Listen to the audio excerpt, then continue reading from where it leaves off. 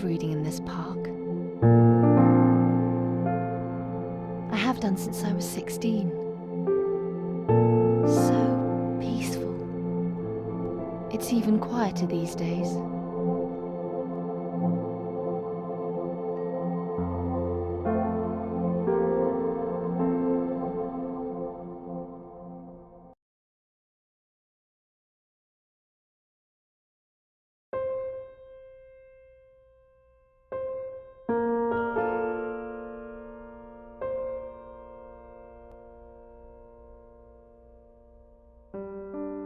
The future of climate change is difficult to predict, but clearly much more extreme weather events, changing weather, that will create in itself huge social changes, like desertification will mean migration, flooding, land loss will mean that people want to move.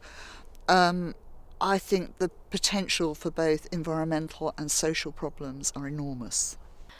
Countries not being able to grow food, drought will be terrible, rivers drying up, and we have to think of other countries as well as ourselves, and not only our immediate life and lifestyle. I think climate change is a hugely important issue, and I care about it a lot because I think that we've got a real responsibility to the planet and to future generations to safeguard it for them. I think we are beginning to notice changes, obviously within the weather, and the seasons seem to be lengthening and doing strange things. And I think probably initially you might think it was your imagination or just, freak weather behaviour. But as the months and the years are going by, it's quite obvious there is something happening and we need to not ignore it and take action. I hope that people will also have the moral fibre that they'll want to do something about climate change problems themselves and not solely leave it to politicians. The recent Stern report said that if we start doing stuff now, then it will be less painful than if we put it off for 10 or 15 years. So if governments don't take the right actions now and in the next couple of years, they are going to have to take much more difficult and unpopular actions in 10 or 15 years' time, so that that will be much more difficult both politically and much harder for all of us.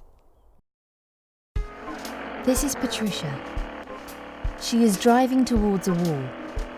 She can see it coming but has not slowed down. In fact, she continues to head towards the wall at high speed. Suddenly, Patricia has to stop.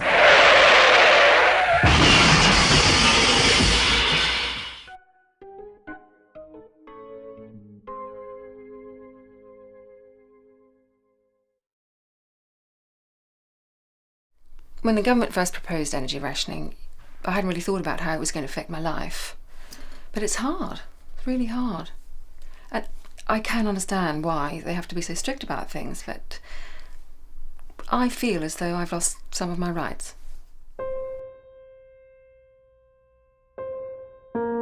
Which of the laws have affected me the most? Power off at 9:30, definitely.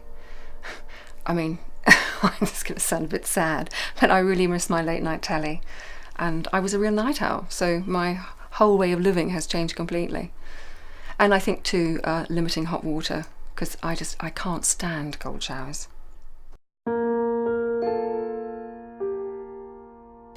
Actually, what angered me the most was them coming to take away our cars. And it wasn't the fact that the compensation was, barely adequate. Just that I really love my little motor. And my husband was just devastated. But I have to say, we are fitter as a consequence because we're just walking everywhere. So I guess that's a good thing, isn't it?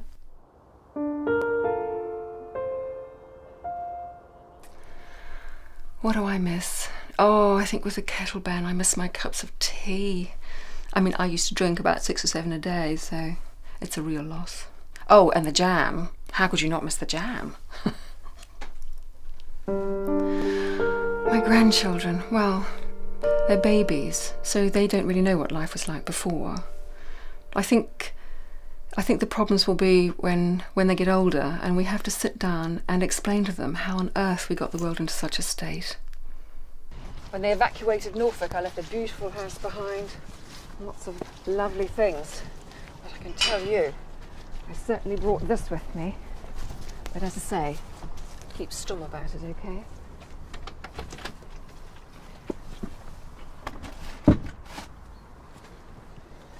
Look at that. Bet you haven't seen one of those in a long time, have you?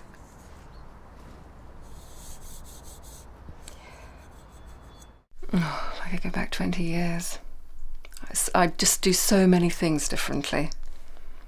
You know, it's not that I was particularly wasteful or anything like that. It's just that, well, I don't know, recycling, walking, saving energy. They weren't really big asks, were they? It's not difficult. And I really want to be determined about ensuring that everyone around me was doing the same sort of things. They're so simple, and they could have made all the difference.